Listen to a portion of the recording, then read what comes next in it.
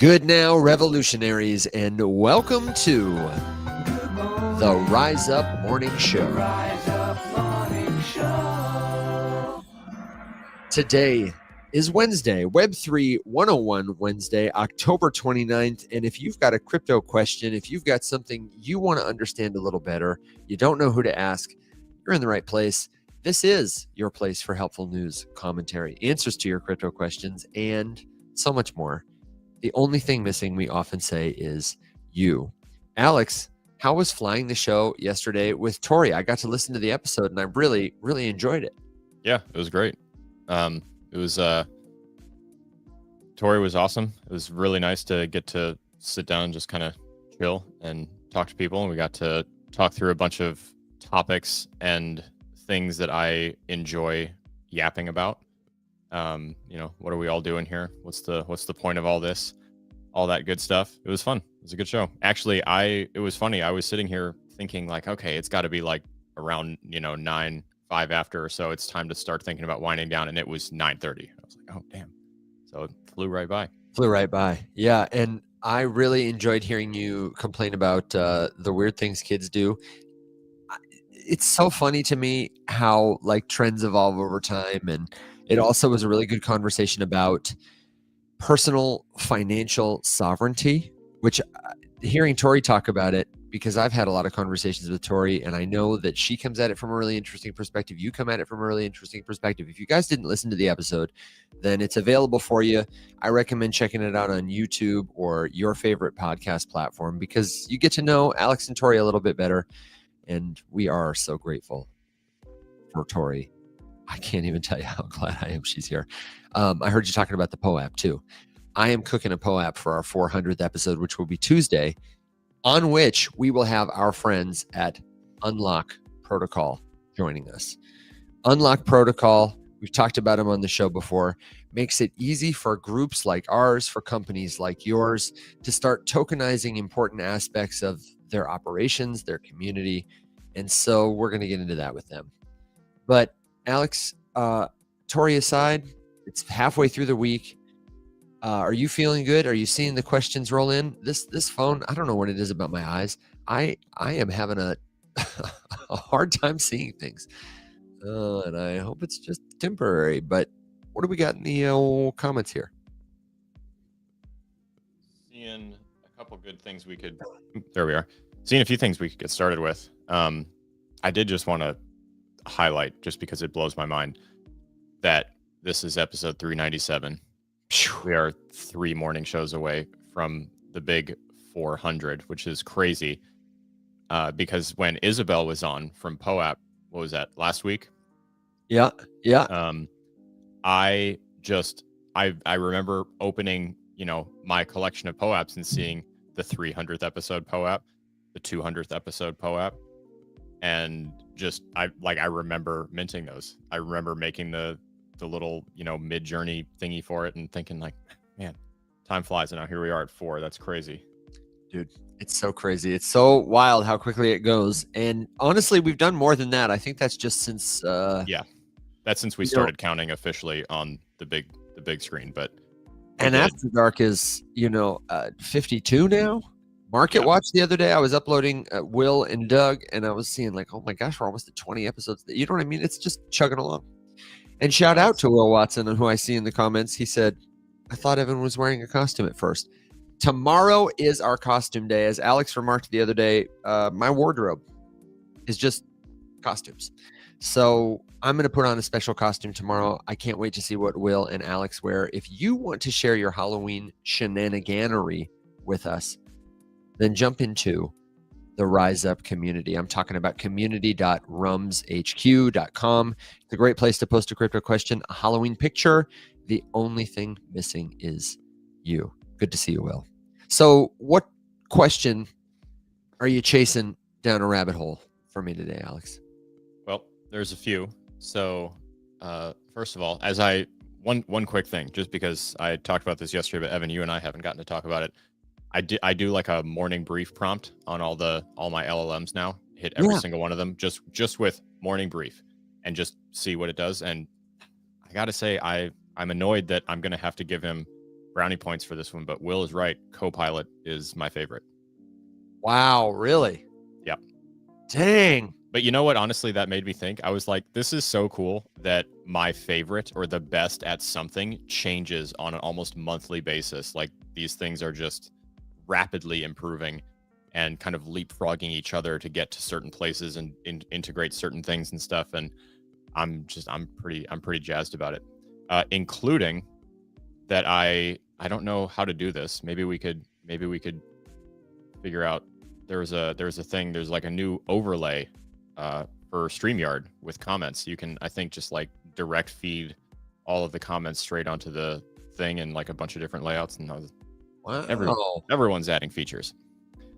You get a feature. You get a feature. But the there was a couple quick rapid fire ones. I think it was Solemn just asked, what does it mean that HBAR is live on Axelar? Did you see that? No, I didn't see that, but we can talk about what it means. The other good ones that we can touch on are, why does it seem like Avalanche has so many things going for it and yet the price doesn't move? I think we can kind of answer that about a number of things who feel like they have a bunch of updates coming and we're just constantly seeing stuff in the news. And yet the price doth languish. And then someone was asking about just any new updated thoughts on the state of RWAs as a thing. I was going to highlight this crazy video I saw that it's just the wildest setup ever.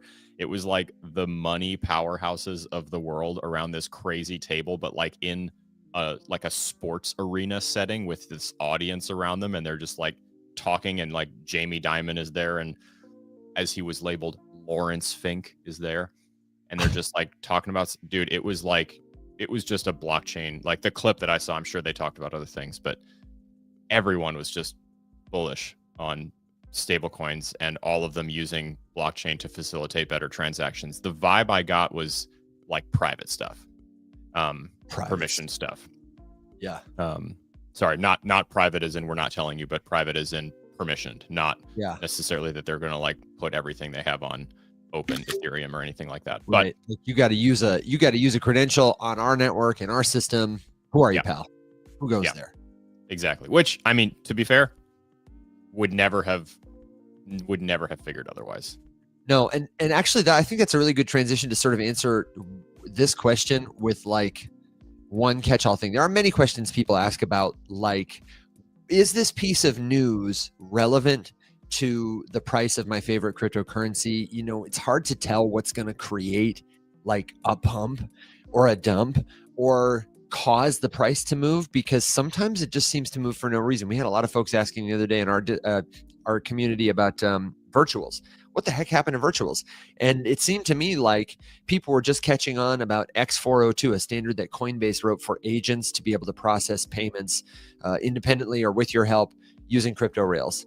And we covered it, I don't know, 2 months ago on the show when they released it. But now people are starting to wake up to like, oh, this is a big deal. So it's really hard to tell. And to prepare this answer, I actually got a visual aid, Alex. I don't know if you saw this yesterday, but one of our friends shared this. A big piece of news that came out was that Western Union is going to start building on top of Solana. And somebody posted this meme. Are you sure? It's, Solana and presumably Ripple's girlfriend over there, hooking up with it. So the meme is, for people who are in podcast land and don't know, it's poking fun at the idea that, Ripple was supposed to do all this. All these corporate chains are launching. And here's the God honest truth. XRP is now on Axelar. Western Union is probably going to be everywhere. The way HBAR is moving everywhere, the way ETH is moving everywhere, the way whatever is moving everywhere. Like, that's the direction of the future. Don't you think, Alex? I think Western Union is going to have their own token. It'll probably live on a bunch of different chains that they want to use for whatever reason. It's a stable coin. And yes. So yeah, it is exactly what, kind of like what we were talking about, the conversation about stable coins via Genius, inspired by Emily the other day. There you go. There's another one. Just quick clarifier. Evan just said, XRP is live on Axelar. There Oh, is I a mean HBAR, token. sorry. Well, they're both there, to be fair. Now HBAR is, but MXRP was already there. Got it. So is, now HBAR. It's XLR is a thing that connects blockchains. So this just means that now it's easier to trade those tokens, the wrapped versions, around to these other chains. It's a bridging thing. Solemn has a follow-up question, which is, Yeah. does this solve the interoperability problem that our space is trying to solve? Alex, I Okay. actually have an analogy for this that I want to pass it to you, which is Lego bricks. Yep. Imagine that like crypto was released and Bitcoin was just like one block at a time. Okay. Then Ethereum was like the first time Legos caught on, and people were like, oh, wouldn't it be cool if we started using Legos to do more than just square blocks? Here is a whole suite, the Star Wars Lego collection. Now you've got the whatever collection.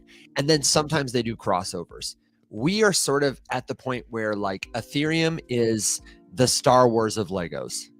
They got everything, every single character, every single show. It's there. It's robust. You could fill a house with it.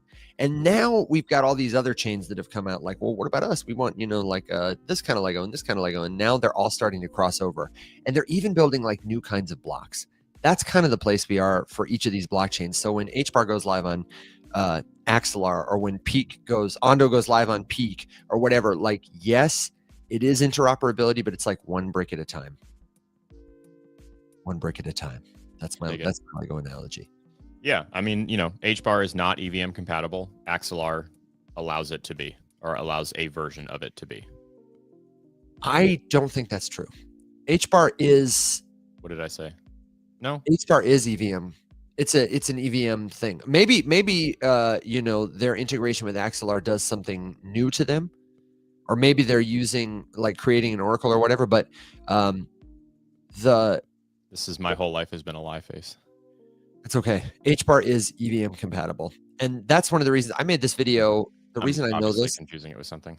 No, it's okay. The reason I know this is because I made this whole video about Hedera because Clay, another great educational content creator, was talking about if Ethereum was built today, nobody would use it. And I said, well, that's not a valid comparison. He compared it to HBAR. I said, it's not a valid comparison.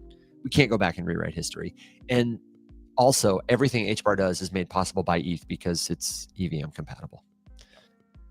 Maybe it extends its EVM compatibility, though, is what I would say. But now I got to fact check myself. And I love what John Whalen says in the comments. He says, I'm confused. Can't people just use Solana? Yes, and they are. And that's what's funny. But there are all these blockchains where stuff is happening and it's like meaningful stuff. Like the HBAR Axelar integration will probably help them get better data and information for the clients that matter to them. Arculus, when I was going through the tutorial the other day, saw that they had an announcement that was like, we support these new blockchains now. And there was like Blast and Injective. And so there's stuff happening everywhere. But like, Alex, let's get back to this question and really nail it. Like, why does some of it affect the price and some of it doesn't? I mean, how are we to know? And is there a better question to ask? Is there a better question to ask? I don't know. I think that's a great question. And the answer is unfortunately just that, especially now, more so than ever, utility, use case, whatever really doesn't matter. Largely. For the most part. Then it seems to me that maybe a better question to ask would be not, will this piece of news affect the price? But if this piece of news or anything affects the price, what will I do? So the gradual level up of the versatility and the usability of all of these different cryptocurrencies, gradually increasing demand from a few extra people who are then maybe incentivized to get a little bit of it, is just not enough to move price in a meaningful way compared to how much the price moves based on panic, euphoria, anything in between. So it's not that, like, okay, let's take Avalanche for example. That was what the question was from. They integrate, the DMV in a state, and a bunch of stuff gets put on chain. Okay. These things are dirt cheap. They don't require a lot to keep going. It's largely a one-time setup cost and depends on how many transactions then would need to be happening consistently to maintain the thing, whatever the thing is that we put onto whatever chain we're talking about. And it's just really generally not enough to increase, the demand as much. Speculation drives price action way more aggressively than anything else. And, if we think about something that gradually grows, think about the S&P and how for the longest time it was considered incredible that that thing appreciated at around 7% per year, roughly. That's kind of the same idea. The more like widespread and useful these things get without speculation playing a role in it, the slower and more methodical you're going to see that price action increase.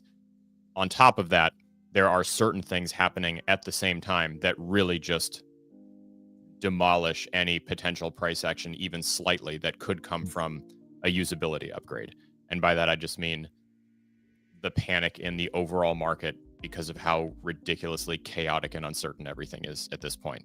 I mean, we're dancing on a knife edge. You guys see it every time a tweet comes out, something swings 10, 20% one direction. That's it. That is going to destroy any meaningful, like slow, methodical growth that you could get from general usability enhancements on any cryptocurrency at this point. And I don't see that changing until something radical shifts in the way that government is involved with markets. Because right now, the government is driving the market. By government, I mean more specifically like one dude. Yeah. And I want to touch on this government thing a little deeper. Tori mentioned a tweet I wrote yesterday. It was more like an article, maybe 2 days ago.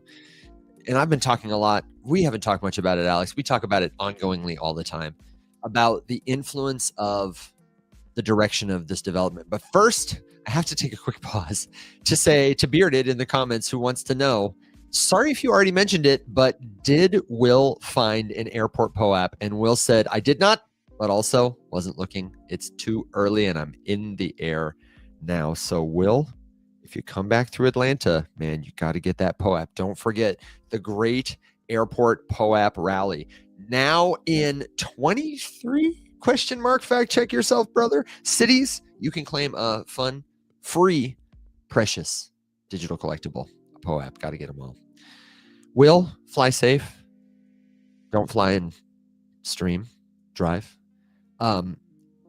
Alex, coming back to this question. Somebody mentioned in the comments Chainlink. And it's worth mentioning others, probably Coinbase, Kraken, are in front of the Fed. They are meeting with members from both sides of Congress to advance the Clarity Act and a plan of action for crypto. You mentioned Emily and her concern about the Genius Act. And I am really concerned that this thing you always shout into the void about, that we are not telling enough people the real, true, good story of crypto, like the decentralized companies. We're going to be fine, man. Like you always say, Bitcoin could start over. What if they co-opt the system? No problem. It can start over. We can build again. And DeFi is a better product than anything the banks build. Necessarily, it will outcompete them. When you cut out middlemen, when you save costs and pass them along to the customer, you give people more freedom, more autonomy, you grow the pie. Over time, those kinds of solutions will outcompete Coinbase. And even Coinbase, for example, Brian Armstrong has laid out like a 5-year plan. He updated it in 2021 about like their plan to 1 billion users and what that would look like. And a big part of it was getting policymakers on board, acquiring other companies, which they continue to do, and building out like the infrastructure for all these different kinds of crypto apps. Buy crypto, use crypto apps. And then it would become like a gateway to the decentralized future. But what I'm worried about is the next year to 10 years where Chainlink is giving a talk to the Fed and Ripple wants to go to a lunch with Donald Trump and Coinbase is sponsoring a military parade and acquiring more users and Robinhood is launching their own stablecoin. And everybody who comes to crypto, instead of taking the time to learn about cold storage, self-custody, what is a wallet? What is a private key? Where do I put these 24 words? Is going to say, all I got to do is sign up with an app and I can buy Bitcoin. Thanks, Robinhood. And like, I don't know. All these things that all these blockchains are doing are great. But what I come back to is, yeah, HBAR integrated with Axelar. Avalanche is building something cool. But these companies, they're startups. Their valuations are largely overblown by hype. And they are not telling the kind of story to those users that's going to get them on board this like train. I don't think people are going to understand what's at stake in that battle until it's too late. And like I say, it'll be fine. DeFi is going to win the day. But the next 10 years or so, I don't know, it could go really downhill for us. And I don't want us to get so excited about, hooray, Chainlink gave a talk at the Fed. Maybe their token price will go up. Like, that's cool. Watch for it, I guess. But like, don't lose sight of what the real win is. Yeah,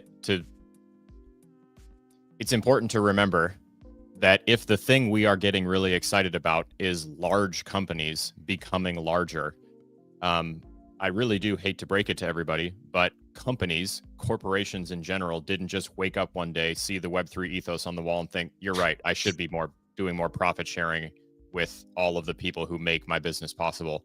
No, this is just a new vehicle to fleece people in a new way because, like I said, why are politicians originally interested in crypto?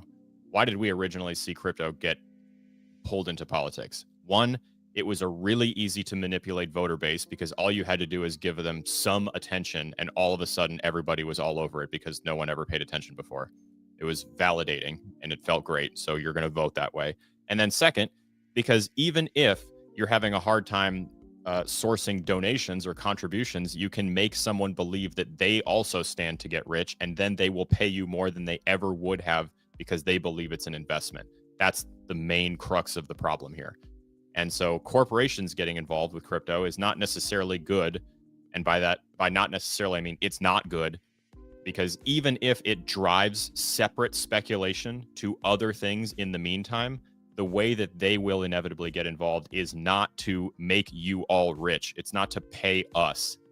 It's to make themselves richer in a new way with now additional kinds of currency to hedge themselves against their own downfall to whatever thing. Guess what? You might get boycotted for a dumbass take, but if you have a speculative investment vehicle that absolutely anybody can participate in that you can make money off of forever, you don't really have to worry about that as much. Because then all you have to do is do something crazy enough to get yourself in the news and people will start trading the thing again and you make money even if you are stepping in shit elsewhere. Yeah. So this is just one of those things. Like, this is kind of why the Policy Hour show that I want to do makes sense. This is why I was excited when Emily talked about her problems with Genius because I never even really considered that issue. That's why I'm excited about the Arculus sponsorship to just keep telling more people about the fundamentals of this whole thing, custodying stuff for yourself, believing in the stuff that actually makes a difference and isn't just another corporate shill, and then paying attention to DeFi, the reason that we are all here, or we should be. 100%, dude. That was a big part of my article is what can we do?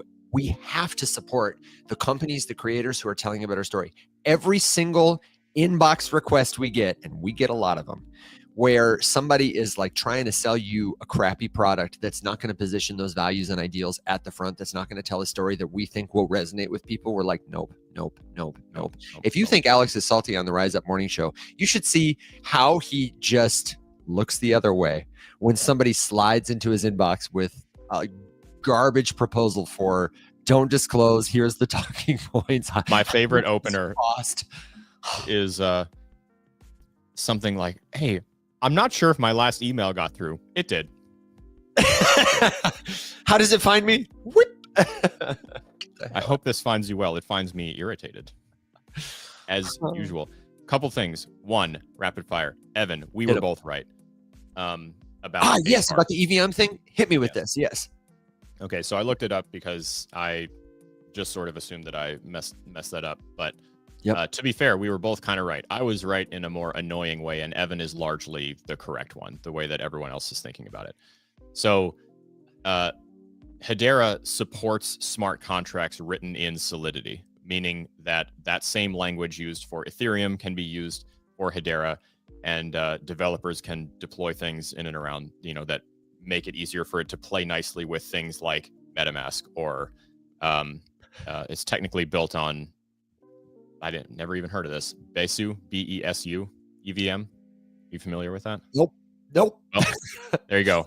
I literally under things I've never heard of in crypto, and That's apparently Hedera's smart contract service is built on Besu EVM, which is something that I have to look up now after the show.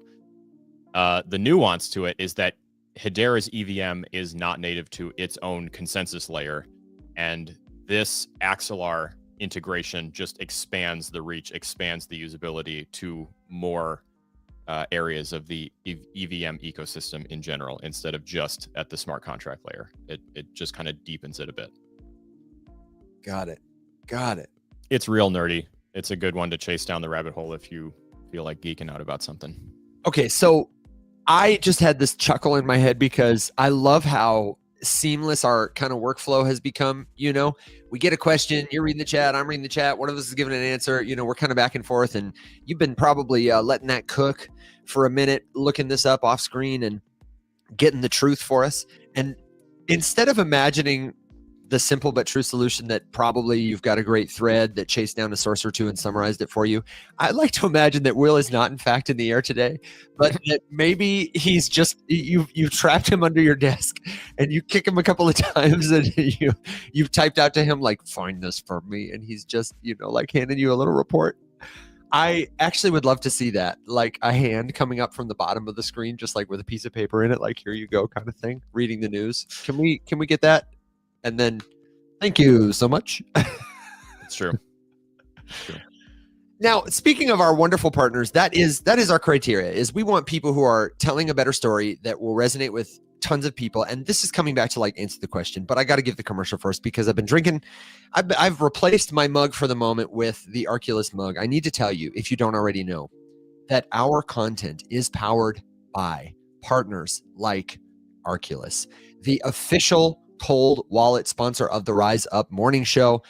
We are so proud to say that, and to tell you that if you go to getarculus.com because you don't have a cold storage wallet and you're thinking about their device, you're doing your diligence, you're checking to see if it might work for the tokens you support, is it easy for you to use, you can use the code RUMS10, RUMS10, to get 10% off your order. I absolutely love that. So thank you, Arculus. Cannot believe that they're not already like the most widely used wallet in crypto, because they're killing it. And the Rise Up Morning Show is also powered by Polygon. I don't have a Polygon mug in front of me, but I wanted to mention Polygon because right now they are doing a user-generated content campaign. Part of our like second phase of partnership, because we've been working on this with them for a long time, trying to tell a story about Polygon and what they do and their ecosystem and the consumer products that they've incubated. But a big part of this partnership was we want to help you tell a story that can give back to people. Like, don't just pay us to talk about you. We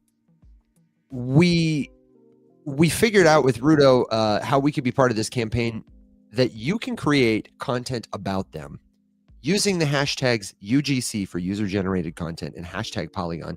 You don't have to be a fancy streamer like Alex. You don't have to have a crispy picture or a funky microphone. You just got to be talking about what they do and using those hashtags, and you can be entered now through December for a chance to win up to $25,000. That's their pot for this. And if it goes well, meaning if we do it, then they're going to put more money into this effort. So if you want to like start creating content, this is your sign. Okay. If you already create content, I'm thinking of Steve and Chelsea over at Cosmically Bullish. They should be talking about this.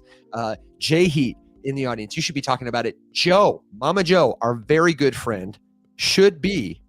Could you imagine? They hate to see her coming, man. Polygon opens a video one day, UGC Polygon, and it's Joe just using her business and also practical brain to like just pick apart all the ways that they failed to communicate to the people who come to her hair salon why it matters.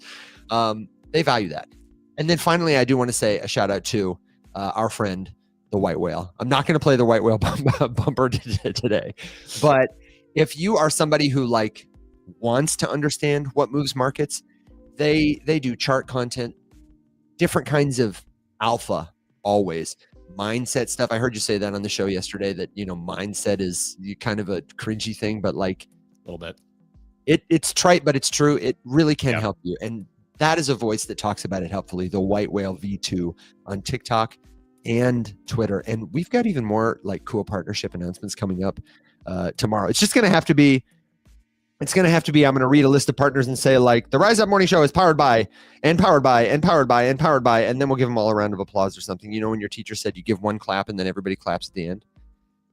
The Arculus website, Solom, is getarculus.com. And their handle on socials is This Is Arculus. But you can find that wherever you are, whenever you listen, by clicking through to the community, to our website.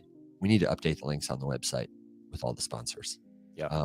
But I bring that back to say that's the news you pay attention to, because that will set you up for the products, the people that are going to make waves in this space. Go ahead. Wanted to toss a little cherry on top of the whole partnership talk just to say, I've seen 2 questions now about the purple wallet. And I like that that's what it's called now. The purple wallet, dude. The purple wallet. Absolutely. So actually we are in the process of, we kind of just started talking to them about that again yesterday. There is definitely interest, and I would really like to start trying to gauge interest so that we know how many to get. So just if the purple wallet is something that you guys are into, I mean, 100% it's going to become my daily driver, because it's going to have my face on it. No, it's really because it's gonna have Will's face on it that I'm the most excited about it. But no, if that's something that you guys are looking forward to, or you would like, then let us know. Let us know in the chat. Let us know via comment. Let us know in Circle. Just because we're kind of trying to gauge. I think we'll probably send out a form at some point just to try to get some sort of interest. Maybe I can whip one of those up and we can try to we need to toss that around. Yeah. We will have a form where you can express your interest and join like a short specific mailing list. We'll take eventually pre-orders, and then you'll just one day you'll get an email that says, hey, your wallet is coming. Yeah. And that will help us, because if we can pre-order a couple of these things, then we can put in a bigger order. They said they can do quantities as low as 1, but it's going to cost us all more that way. If we come to them and say we've got 100 orders or 200 orders or whatever, then we're all going to pay less. And that will feel really And I mean, nice. I definitely want every wallet that like we give away to be a purple one, because dude, what's a better? What are we doing? What's it? I don't know. This is like that's like the geeky childhood dream once you get into DeFi and crypto for real, is having your face on a cold wallet. Yeah, that's badass. That's badass. I'm pretty excited. But yeah, no, just let us know. We had a couple of good questions. I do want to get back on track, because actually quite a few have come in, and there's some stuff that we haven't gotten a chance to talk about recently. Yes. Can I actually put one little very quick, I promise it'll be so quick, another in the cap of, okay, so what price matters? What moves markets? That's not the question to ask. The question is, am I positioned? Am I paying attention to companies that are relevant, that are going to be here for the future, that are building products that will bring people to our space, that will grow the pie? And the quick example is Solana finally has a big time ETF, the Bitwise ETF. We talked about it a little. I think Will talked about it. Doug talked about it on After Dark. But Solana posted that the Bitwise ETF set a new New York Stock Exchange record today, meaning the other day. #1 in trading volume across all 850 ETF debuts in 2025. So it's a marginal section, but like that is $56 million of volume. That's real volume. We know there are other like big time ETFs coming, but what I wanted to share too is look at the price since then. We actually had some wonky price stuff, but if you are paying attention to this asset and you see everybody building on Solana, you see the revenue it's generating for many people everywhere, then you can say, oh, there will be more news, there will be more stuff. And it gives you a better, like, even if it's not going to pump today, if it's going to dump on news like that, you can start paying attention to it based on how relevant it is. If you think HBAR is relevant for those reasons and it's starting to pump, pay attention to it. Honestly, though, but know the difference between big volume and does. The price of a crypto not falling at this point is kind of the same thing as a pump, because everything cooled off the other day and Sol dropped like $1.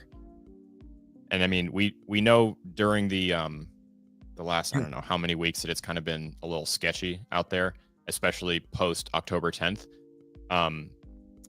Even though price action was sliding all over the place, on the backside, these same people who are going to be custodying all of these ETPs over the next how long have still been sitting there buying.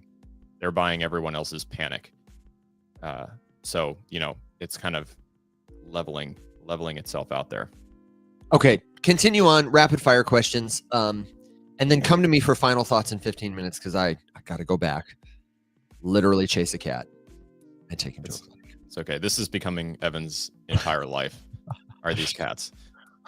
It really is. I can't. Dude. I'm so proud though, dude. I was in the cat house last night, this greenhouse I've been building, and it was pouring down rain. And I was so proud because, first of all, Kimberly told me, wow, that actually looks really good. And then I was standing in there cleaning up tools and stuff, and it was just pouring rain, and I was just totally dry, comfortable. And one of our garden cats was like walking around the outside of the house in the rain, like, meow, meow, let me in. So far, 1 out of 1 cat gives it 100% rating on Cat B&B. Bullish. You got to get yourself some driveway cats. You know how easy my cats are? Dude, they're garden cats. They're driveway cats. But now they're going to have a house that's their own.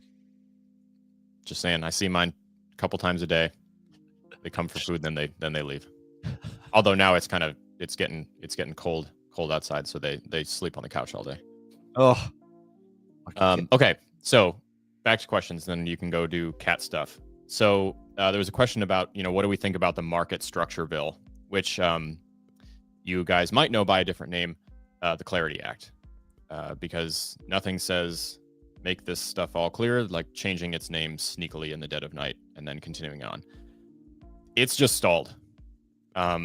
It's been languishing on the Hill for a very long time. It passed the House ages ago with a very wide margin, and now it's before the Senate, and in theory around Thanksgiving it could get passed, but like who knows. It's been sitting there with almost no forward movement in a hot minute, largely because Congress is more focused on vacation than work, but that's cool. There's nothing going on that really demands their attention right now, so there's really no point for them to be anywhere.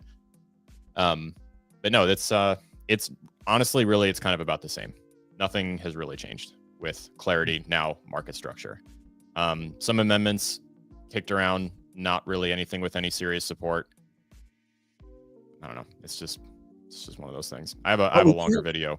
We do have crypto folks going to Capitol Hill. Coinbase was there. Yep. Kraken went there. Yep. And they are meeting with people on both sides of the aisle to say like, hey, no, you're not working right now, but let me take you to lunch and get a lot of pictures laughing together so that you remember, who paid your check this time. And also get my bill going. Yeah. And also just remember, both of those companies are companies that have one goal, which is make money. Yep. So that's what is driving the advancement of legislation in this industry right now. The desire for companies to make money, nothing else. That's why actually it's so concerning. I was just both of these things that have passed so far technically have provisions that actually hurt the ethos of crypto, that make DeFi a little bit harder, that make something a little bit harder to get into, that incentivize private companies doing private company things. Even public, I shouldn't say private companies, just their own company, not like a community effort, nothing decentralized. So it's worth reading into. You can read the full text of all of those bills if you really want to. You can also LLM stuff and ask questions about them, which unless you really enjoy reading legal gobbledygook and slop, I don't recommend. I would definitely do the LLM. And if you're one of those people who's on the fence about ChatGPT or Claude or something like that, Perplexity, Copilot, because you think it might be too difficult, listen, that's another reason you should jump into the Rise Up community. You need to be around people who are using stuff like this so they can answer your questions. What about the privacy? What about this? What about that? And help you to get in touch with these tools to see if they're for you or not. We're not suggesting that you make it every part of your identity and personality, but man, Alex, can you imagine having had to sift through the entire market structure bill?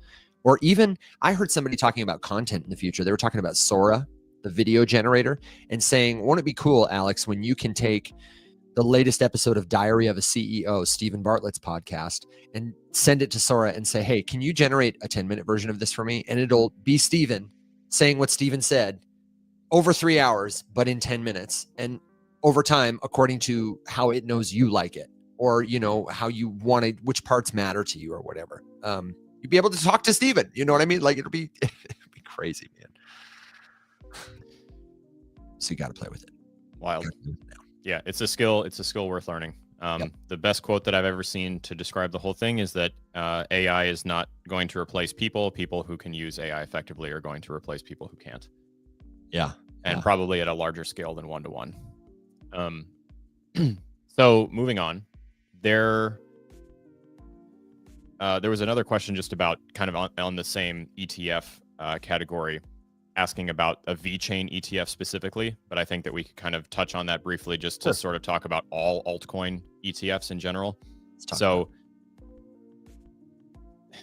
the crappy answer that honestly I'm getting really tired of saying, not because people are asking, it's a good question, but just because like I hate that this is the answer for all of it. If VeChain or the entity behind VeChain can pay enough Congress people to get an ETF on the table or get something passed or push enough of that through, then they'll probably get one. Back in the day, like in the beginnings of ETF talks, and I'm talking like pre-Bitcoin, there was a lot of talk about like what constitutes the viability of an asset to get an ETP of any kind. And there were certain like market cap sizes and volume sizes and all this sort of stuff that played into it. None of that shit means anything anymore. It really just means who's your CEO playing golf with. And that's unfortunate. I guess, you know, you could look at it in a vacuum and say, well, it could pump the price of asset XYZ, whatever.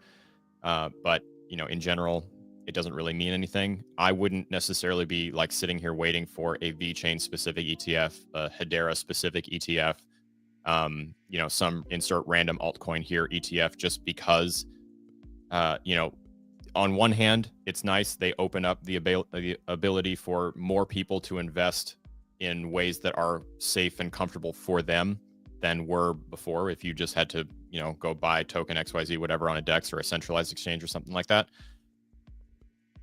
But also, like, I don't know, after a certain point, the novelty wears off, and then it's just kind of a, you know, everyone's going to have one eventually. Or they'll just be more likely for the smaller ones, they'll just be included in a basket of something, you know, a top 50 crypto ETF, a top 100. You know, I think it would make perfect sense to eventually see an S&P 500 of just cryptocurrencies or crypto protocols that just have a basket of the top 500 tokens in a world where we have 20 billion of them. And I wouldn't be surprised at all to see something like that. Something that is all Ethereum, you know, an Ethereum, an EVM, you know, an ERC20 basket, whatever, you know, insert token thing here, insert category here. Someone will probably make a product about it because it's another thing you can sell. And composable stuff too. Like somebody is going to make that product, and then somebody is going to make the product where you can make a product. There's already this is already in development where people are building DeFi dashboards that allow you to make a strategy and then sell it to others. Almost the same way you'd sell like trading indicators or, you know, a copy trade bot or something. Each of these is a Lego brick. They're happening one at a time. That's why this whole like adoption thing is moving along really slowly. And honestly, that's why the price, you know, many of these things don't move the price until later. If they do. When X402, that standard was announced, nothing happened. Then when like virtual agents started using it to do payment things, people started to pay attention. So it's kind of a crapshoot. You know, not everybody's going to get excited about, you know, now the Lego brick is available in green. Now there's a, you know, a new Lego brick, but maybe they will. And all of it over time will make you look back one day and say, oh my God, when did the Lego section at the store get so big? Or, you know, everybody's just going to use them. So, Alex, you got some other rapid fires? You made it sound like you had a whole mountain of them, and I feel like there's I need to scroll back and look at notes. So I'm trying. I'm gonna kick it to you. Well, I forgot, when you host, you see so many more things in the chat than normal. So like every time someone sends a like, I get a separate like line item notification in it. So it's just flying like way faster than I'm used to having to keep up with. Also, the chat here on TikTok is like it's like, hey, you should send a gift. When I host, it, you know, never gives me any of that crap. But now it's like, hey, are you enjoying your time in this live? Why don't you send him a gift? Like, listen, pal. Yeah, send me a gift, Evan. I'm at work, man. Are you not enjoying yourself on this live? Oh my gosh, can't believe it. Carol asks, is Watson not with the crew anymore? No, we fired him. Totally fired. Yep. Turns out he was actually just two guys in a trench coat this entire time. Hey there, normies. No, he's just Will has a really slam week. He's doing some Busy week. travel, and we just told him. I mean, I think he was up at 4 o'clock this morning, again, heading to the airport. So it's just, take a minute. We'll hold down the fort. I enjoy getting a good, it's nice to be able to take a couple days off, especially when you've been going hard. And Will runs Market Watch every Monday and everything. So he's around. We didn't fire him. You want to take Carol's question while I scroll a little bit? Okay. And on the way to Carol's question, let me say hi to Felicia and to everybody listening in on Facebook. We have had some really great growth on Facebook. My friend Richie said he watches the show there sometimes. I know there are a lot of folks who are watching on Facebook who are just kind of lurking, don't always comment, but we see you and we really appreciate you. And I love that we have been able to reach so many more people. Did you know that now more people watch us on Facebook than on YouTube, Alex? Our videos there reach really far. I did not know that. A personal priority of mine, and I know yours and I know Will's, is now that we've kind of got this content upgrade, I need to upgrade my editing and recording ability so that I can start making more native content for you. Yeah. The folks on Facebook who are just getting to know us. And also you. The folks on YouTube who really want that tutorial of DeFi Llama or whatever. So those things are coming. We just wanted to say hey. And if you're listening to the show wherever you are, let us know. Say hi. Say, it's Bob from Idaho or Belinda from Belize. We want to hear from you. We want to know where you're at, and send us your crypto questions because I got to ride my dogs and ponies soon. Alex, I think he'll take it for a minute. But Carol asked, are ETFs safer? Carol, it's good to see you. I would not necessarily say they are safer. I would say it depends on what you prioritize. ETFs are a more well-established product that more institutions and individuals will know how to accommodate. Your bank will understand ETFs better than they'll understand crypto. If something goes wrong with an ETF provider, there are more hoops they have to jump through that can help them be accountable to you. However, if you were to own, say, a cryptocurrency directly, like do I buy SOL, do I buy Bitcoin, or do I buy the SOL ETF, then you might pay taxes differently. You might own the asset differently. When you own a cryptocurrency token, you own it directly because of the way private keys and cryptocurrency work. They don't physically exist. And so the way you access and own them is by keeping track of your private key, this unique identifier that blockchains recognize as you, or more specifically as the ownership of assets assigned to you. Anybody who has this private key can present it to a computer that maintains the blockchain through an app, through a website, whatever, verify it cryptographically without revealing it to prove they are the owner of those assets. And that is the freest that information has ever been. Maybe except for like a thought in your head. There's no way for anybody to get that unless you give it to them. So it is truly yours that way. If that matters to you, then you might rather buy cryptocurrency directly and feel like it's safer than an ETF, which somebody else is custodying for you, subject to their terms and conditions, their platform staying open, etc.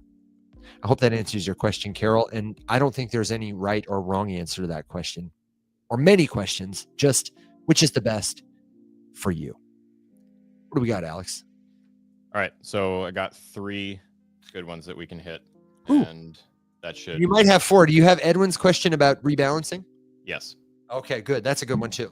But Edwin, I do need just a little bit of clarification because I'm not 100% sure what you mean by rebalance. I do. I know what he means, and I can even take this question since it's here. Get out of the way. If you are providing liquidity, say you have USDC and Solana, and you're using a website like Orca to park them both in a liquidity pool and earn interest when people trade those assets.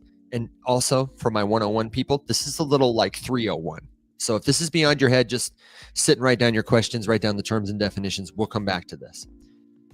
If you are providing liquidity at a certain price, then the price of the assets may change and people are still swapping those assets, but your liquidity is not, we say, active. So the question is challenging because if you set a narrower range, like only use my Solana when it's $190 to $200, and then it goes up to 205, you're like, well, I'm not earning any interest. But when it's in that range, my interest is higher than the interest somebody earns for just providing the assets at any price. This is why we call DeFi, yield farming, because like a farmer who is actively checking on their crops, watering them every day, managing the fields, whatever, you got to be watching the price. You got to be, maybe adjusting your ranges. Every time you rebalance, that effectively means you close a position, you supply assets again, and you enter a new position. The things I would think about are, what's the long-term prospect for the price of these assets? It's easier to think about with like a stable coin on one side and something else on the other, Solana, ETH, whatever. If something has fallen out of range to the downside, your position is entirely in ETH or SOL, whatever the variable asset is. If you believe in it long-term, maybe you've dollar cost averaged into more of that asset. If you would rather be liquidity farming, maybe it would be better for you to wait because you think the asset is going to come back into range. Then it would be for you to close out the position, get some more USDC from Coinbase, and open a new one at the current price. All of this is stuff you got to do math for on the back of a napkin. And honestly, Edwin, if this is something you're trying to do and trying to go deeper on with like your specific portfolio, this would be a really good conversation to have in a coaching call. We do coaching 1-on-1, 2-on-1, 3-on-1 if you really need the help. And you can find the links at rumshq.com in the coaching tab. Alex or Will or I can sit down with you, figure out which platform you're using, and walk you through all the variables for your specific situation. Good question. Alex, we got some others? Yes. I would say too, if you're on the fence or you're not quite sure if you need more help or want more help, then the community is free to join. Yep. The circle. And this is a great topic to start like a public forum post about, and everybody can kind of share tips, tricks, what worked, what didn't work, painful lessons, good lessons, all that good stuff. So community.rumshq.com, free to join. That's the best place to just ask a question. Okay, several. So actually, I'm gonna rapid fire 3 things, and we can do all of them at the same time because they're all kind of related but slightly different. Love it. So one question was about buying, as I've been saying, raw Bitcoin versus like MicroStrategy, or I guess strategy stock. Buying spot crypto in general, just kind of, if there's more to that question specifically, just because the question was what about buying spot, and then just a comment really that we can lump into the whole thing. People will start to care more and more about ownership in the future, especially the younger generation. I agree completely. So I'll kick us off just to say, in general, if the question is, should I buy regular Bitcoin, raw Bitcoin, or X, my answer is Bitcoin. I don't even really care what X is, whatever the other thing is. Yeah. I enjoy having some extra exposure to Bitcoin in different places, but my first dollar that I have available to invest always goes to adding Bitcoin. So whether that is strategy stock, whether that is holding more shares of one of the Bitcoin ETFs in my Roth IRA, whether that is, leveraging it somewhere else or investing in some other Bitcoin mining company or something else that I'm interested in doing, whatever, I would rather have Bitcoin. And that ties directly into my desire to just actually own the thing. I would rather own the thing. I would rather have control of the thing myself. I would rather only have myself to blame and only have to trust myself to take care of it, which is another reason why stuff like cold storage is so important, and why understanding how your wallets work, which wallets you're using, the difference between holding things on an exchange account versus a hot wallet versus a cold wallet is so important. There's all just different degrees of ownership and control. Whether you have permission to access the thing, centralized exchange, whether you have shared responsibility for the thing, hot wallet, or whether you have nearly sole responsibility for the thing, cold wallet. I say nearly because nothing on earth, nothing in any category of anything that has ever been conceived is ever 100% foolproof. There's always a way. But the farther down that spectrum of ownership you go, the more secure things get. So I don't know, Evan, if you have anything to add to that, but I would just add something that I heard our friend Lindsay Poss say the other day. Go listen to Seeking Alpha if you haven't. That's their show, Lindsay and Larissa, and they did their very first live episode in New York. It was great. I love what they do. And Lindsay has this analogy where she compares Bitcoin not to digital gold, but to land. Land is finite. It is the ultimate store of value. And she and Larissa put it kind of in context with the evolution of money and value, and then bring in Bitcoin. And so, like, every dollar I have to spend, I think about it like land is the ultimate asset, except it's not that liquid. It's hard to sell it. Bitcoin improves on those things so much better, just as scarce, just as valuable, and increasingly so over time. So I think about it that way. Like, yeah, maybe I want exposure to Bitcoin through something like MicroStrategy because it's like leveraged Bitcoin, but pretty much 90% of all people would be better. And the longer I'm here, the more I shift to like pretty much buying Bitcoin and making every other dollar say, what are you doing, pal? Because it's the thing. I will always be able to use it in the future. Alex, I do have to ride my dog and pony, so I'm going to leave the rest of these questions in your capable hands and use my final thought to say, tomorrow, costumes on the show. Thursday, bring your Halloween costume, share your Halloween pictures in the Circle community, community.rumshq.com. And then, stick around for the good stuff. I cannot wait to be back with you then. Thank you, Alex, for driving the big show. I'm going to get out of here, but I'll see you in the community, okay? Sounds good, man. Oh, and tonight on After Dark. I'll see you tonight on After Dark. We'll do tonight on After Dark. Basically, we're gonna keep hanging out. So don't go anywhere. We'll be right back after these messages. Okay, bye for real. No worries. All right, let's hit a few more of these questions before I too disappear off into the, I would say, sunset, but like it's first thing in the morning and it's really foggy, so no one can see anything. So before I recede into the mists today. There was a really good comment. This kind of touches on some of the stuff that we were talking about yesterday with Tori. Money is nerve-wracking. This whole endeavor here is really just to try to help all of us become a little bit more comfortable. And honestly, I like this a lot. This kind of puts a bow on everything. This wraps the whole thing up.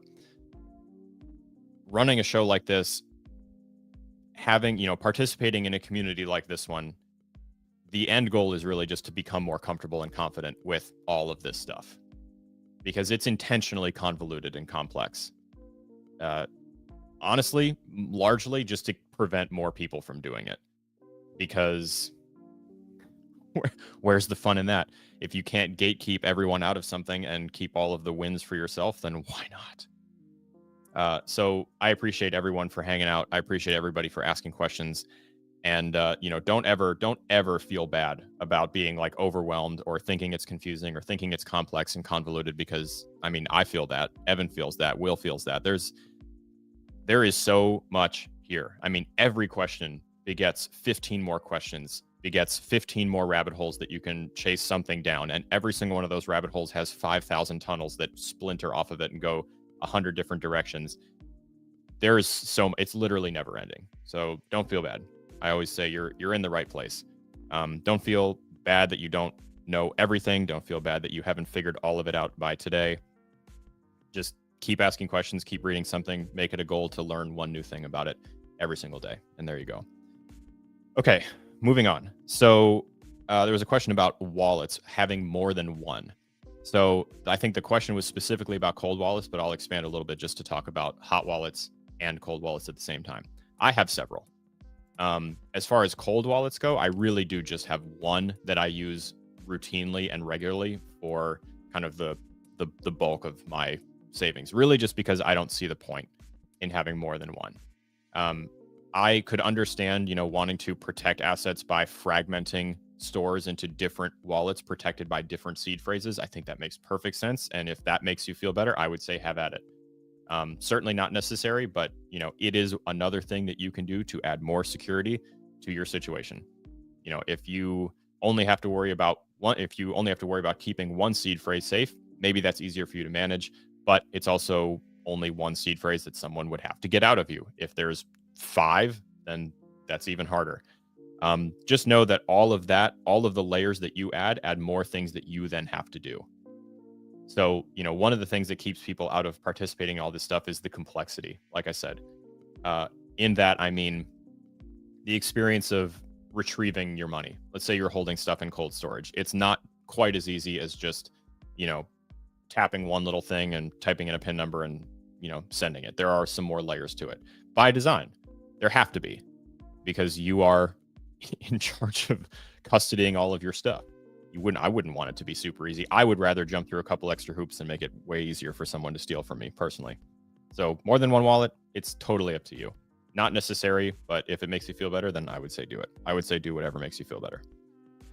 Let me do a quick scroll. I have a Trezor, but I want to get an Arculus too. Those are actually the two that I have. I've had a Trezor for a very long time. I did really like it. It was my daily driver. And then 2 years ago, I saw the Arculus team at Consensus. Is it 2? It might have even been 3 years ago. All the consensuses. It's fun to say. They all blend together. And I don't know, they gave me a free one. So I took it home and tried it. I was like, oh, okay, wow, that's pretty easy. That's really cool. I like this a lot. And then I just ended up switching over because I didn't have to sacrifice anything on the security front. And actually, one could argue that it got better. And it was easier, and I liked the portability of it. I just enjoy the experience and the interface better, so I switched over. But do still have a Trezor. It's a relic for me now.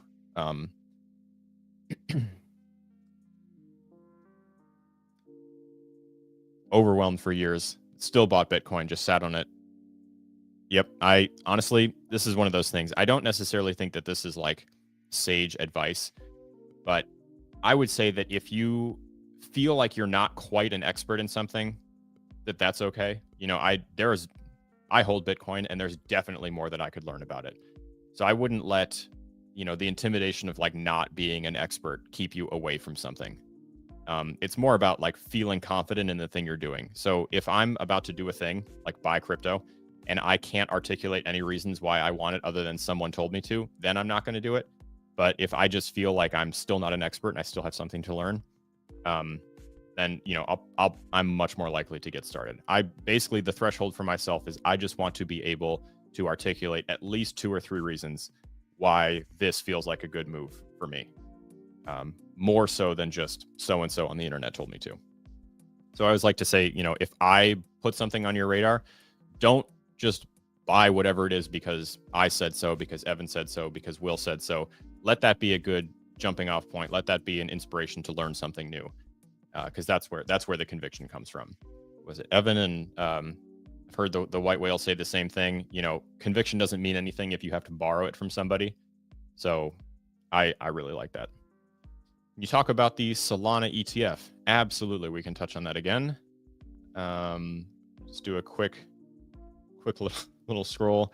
Yeah, honestly, I would totally do another Arculus wallet giveaway tomorrow for some sort of costume contest. So if you have a killer costume, post a picture of it in the circle, and we can we'll totally give out another wallet. I just decided that unilaterally, and that's on centralization. Okay. Oh, I like this one too. Okay, so let me add in this too. There's a question about when will Bitcoin decouple from, they said the NASDAQ, but you know, just the stock market in general, because right now it's in near lockstep. So, and tonight on After Dark for a premium, yes, we'll do a premium winner giveaway on After Dark today for another wallet as well. So we can do 2. So when will Bitcoin decouple from the NASDAQ or the stock market in general? Great question. Everybody would love to know. At this point, I mean, it would be great. In theory, that makes sense. But right now, especially with who's driving the majority of the conversations, it's really kind of the same thing. As much as it pains me to say that, like based on perception, it's an asset that trades on the market the same way that stocks do. And at this point, things that crash the market or pump the market in one direction are going to continue to do that for Bitcoin. I don't necessarily think that anyone can predict exactly like when that's going to change. The crappy cop-out answer is eventually. But I think more has to happen first. You know, something, in my opinion, the thing that would have to happen would be something catastrophic for the stock market that really hurts the perception of its security, safety, and stability, and people then seek refuge in other things, and then Bitcoin could be that haven a little bit more than it is now, and then a little bit more, and then a little bit more. It's not going to be like one day we wake up and finally decide like, hey, as of today, Bitcoin is its own thing. That would be great. I don't think that's in the cards. I think it will be just a gradual thing, probably catalyzed by some catastrophic event that really rocks the stock market, that will rock Bitcoin as well, whenever whatever it is happens. But then the realization could start to set in a little bit more that, hey, there's absolutely no reason for Bitcoin to also be down, the same way that gold has been a hedge against catastrophic events like that and looked at as a safe place for a long time. I just think, that didn't happen overnight. It won't happen overnight for Bitcoin either. Shout out to our friends Arculus there in the chat. The code that they just tossed in there, RQRUMS10, works for the TikTok shop, actually. So excitingly, we have 2 codes. One for the main website, Rums10, and one RQRums10 for the TikTok shop. So thanks, guys, for setting that up. All right. I'm going to start to wind it down here with just a couple. When is the After Dark show? Tonight at 7 p.m. Central, 8 p.m. Eastern, which is exactly 12 hours after this show started.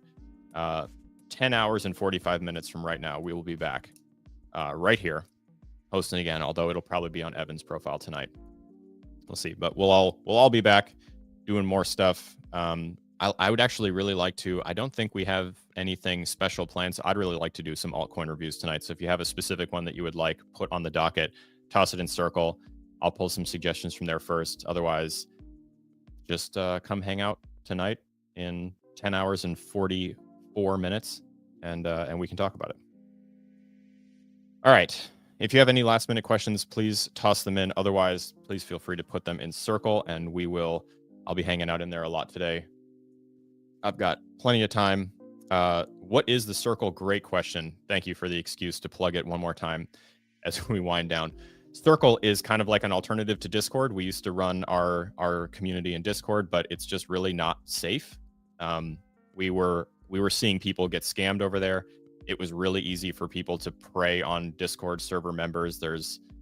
It's really hard to run anything crypto or finance related on Discord because there's just a lot of scammers there. We were seeing a very particular scam wherein somebody was lurking in the server with an account. They would find new members' usernames and send them out of the server to someone who was not in there, so we couldn't ban them or block them or anything. And those people had accounts that looked like Evan, Will, and myself, and they would just do the same thing that people do here with impersonators. We moved over to Circle.